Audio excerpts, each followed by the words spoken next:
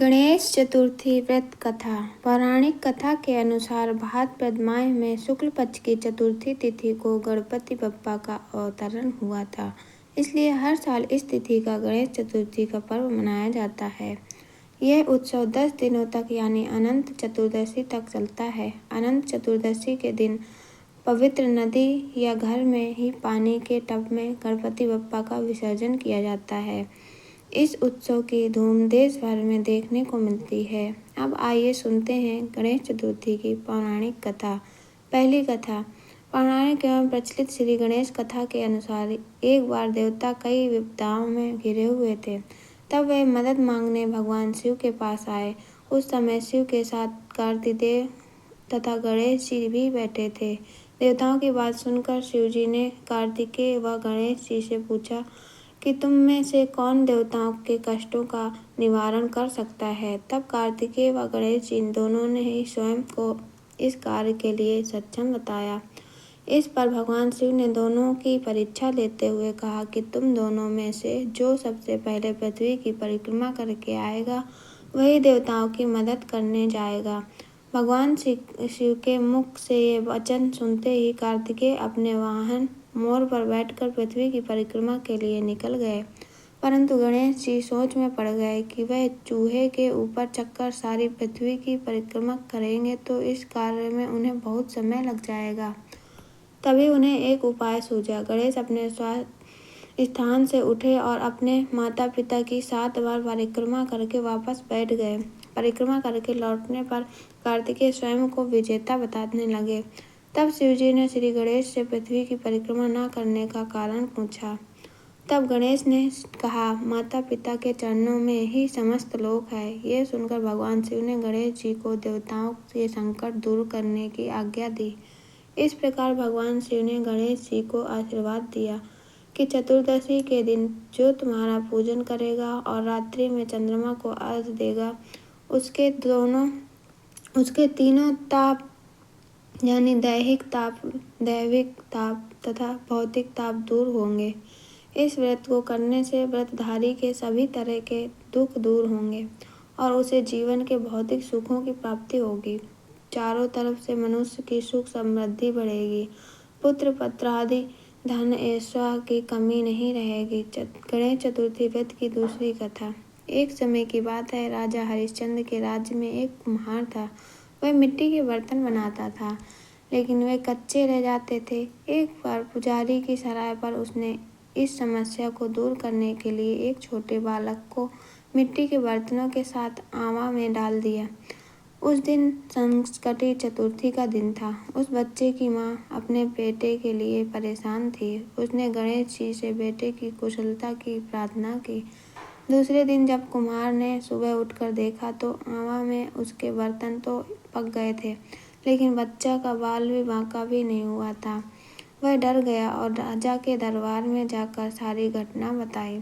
इसके बाद राजा ने उस बच्चे को और उसकी माँ को बुलवाया तो माँ ने सभी तरह के विघ्न को दूर करने वाली संकटी चतुर्थी का वर्णन किया। इस घटना के बाद से महिलाएं संतान और परिवार के सौभाग्य के लिए संकट चौथ का व्रत करने लगी।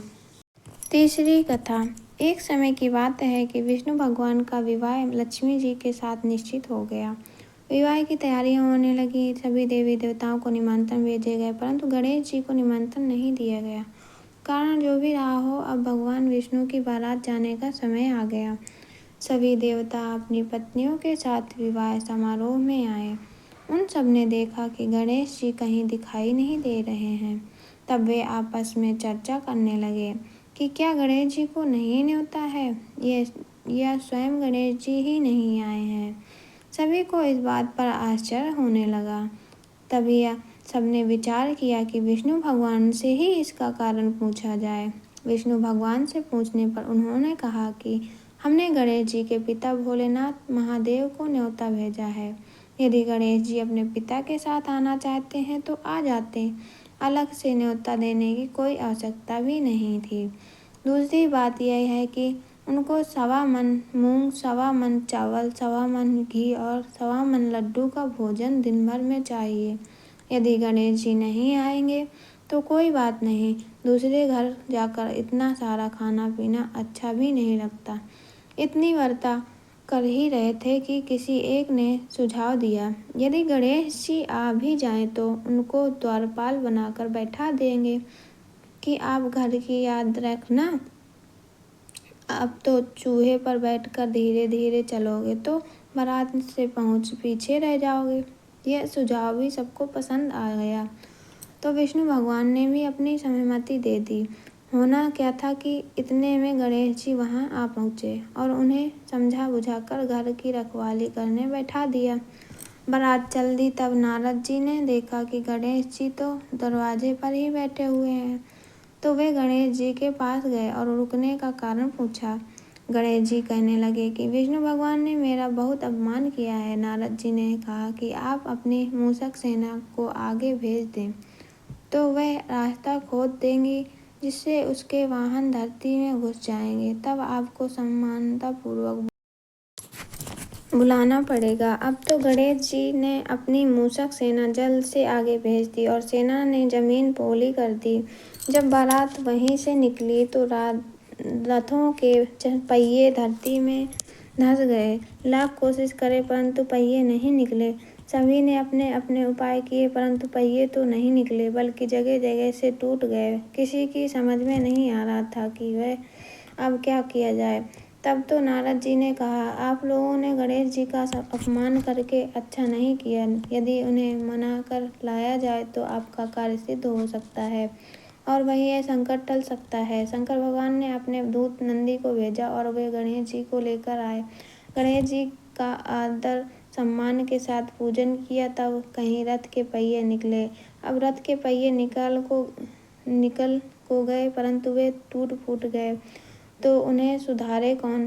पास के खेत में खाती काम कर रहा था, उसे बुलाया गया। खाती अपना कार्य करने के पहले श्री गणेशाय नमः कहकर गणेश जी की वंदना मन ही मन करने लगा। देखते ही देखते खाती सभी पहियों को ठीक कर दिया। तब खाती कहने लगा कि हे देवताओं, आपने सर्वप्रथम गणेश जी को नहीं मनाया होगा और न ही उनकी पूजा की होगी, इसलिए तो आपके साथ ये संकट आया।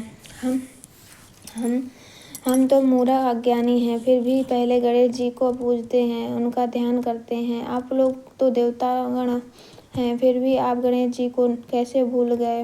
अब आप लोग भगवान श्री गणेश जी की जय बोलकर जाएं तो आपके सब काम बन जाएंगे और कोई संकट भी नहीं आएगा। ऐसा कहते हुए बारात वहां से जल दी ही और विष्णु भगवान का लक्ष्मी जी के साथ विवाह संपन्न कराने सभी सकुशल घर लौट आए।